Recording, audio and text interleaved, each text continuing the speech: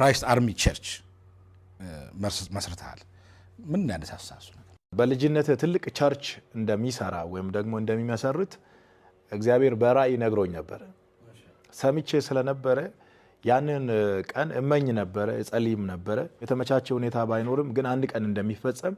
በልቤ አምን ነበር የእግዚአብሔር ጊዜ ሲመጣ ራእዩ አካል ለበሰ ፋይናሊ ክራይስት አርሚ ኢንተርናሽናል ቸርች የተሰኘ ትልቅ ተቋም ተመሰረተ ይሄንን ተቋም የመሰረትኩበት ትልቁ ዓላማ ሰዎችን ወደ ክርስቶስ ማምጣት የክርስቶስን ፍቅር የክርስቶስን አዳኝነት ለሰዎች ለመናገር ባለኝ ጉጉትና ሐሳብ ነው ይሄንን ቸርች የመሰረትኩት ሌላ ምንም ፐርፐዝ የለም እንዳሰብኩትም ይሄ ክራይስት አርሚ ኢንተርናሽናል ቸርች የተሰኘው ተቋም ከሀገር ውስጥም ከሀገር ውጭም ሰዎች መጥቶ የጌታ የኢየሱስ ክርስቶስን ዝና የሚሰሙበትና መስማት ብቻ ሳይሆን በሰሙት ዝና ተደንቆ የሚድኑበት የመዳኛ ስፍራ ሆኖ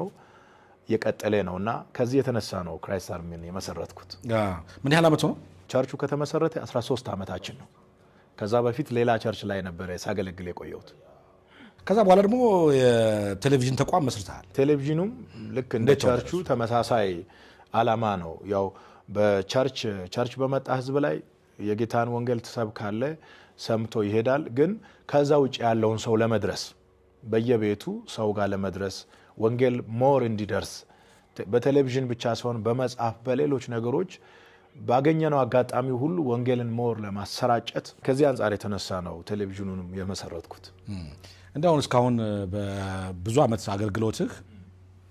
ያረሳው ትልቁ ተአምር ምንድነው በአገልግሎት ጊዜ ውስጥ በጣም ብዙ ተአምራቶችን እግዚአብሔር አሳይቶኛል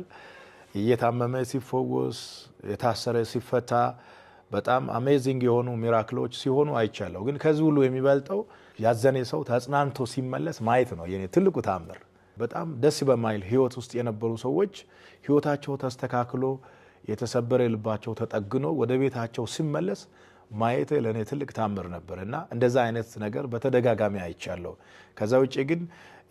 ሰዎች ከአካላዊ በሽታ መዳን ከአጋንንታዊ ስርዓት መፈታትና ሌሎች ተአምራቶች ብዙ ለመጥቀስ የሚያስቸግሩ ናቸው ከብዛታቸው የተነሳ ብዙ ሰዎች አሁን ከትምህርቶችህ ምን ይማራሉ ታስባለህ ክርስቶስን ይማራሉ ብዬ አስባለሁኝ ምክንያቱም ስብከቶች በሙሉ ማዕከል የሚያደርጉት በክርስቶስ ላይ ስለሆነ ክርስቶስን ይማራሉ ብዬ አስባለሁኝ ዋናው ዓላማም እሱ ስለሆነ ምናልባት ከተጠራው የህይወት ጥሪ አንፃር ጥሪውን እየተገበርኩ ነው ታስባለህ በሚገባ በተቻለኝ መጠን እግዚአብሔር በሰጠኝ ኃላፊነትና ጥሪ እዛ ውስጥ ሆኜ መሮጥ ስለምፈልግ ሁሉ ጊዜ እዛ ውስጥ ነው ያለሁት እንደነገርኩ በነብይነት ነው የተጠራሁት በነብይነት የተጠራ ሰው ያው አንዳንድ ጊዜ ይገስጻል አንዳንድ ጊዜ ያስጠነቅቃል ሌላ ጊዜ ደግሞ የእግዚአብሔርን ህዝብ ያበረታታል ህዝብን አጽናኑ የሚል ቃል አለና እግዚአብሔር ነው ደግሞ ሁሉንም ተዛዝ የሚሰጠው ዛሬ ህዝቡ መጽናናት አለበት ሲባል አጽናናለሁኝ ማስጠንቀቂያ ያስፈልጋል ሲባል አስጠነቅቃለሁ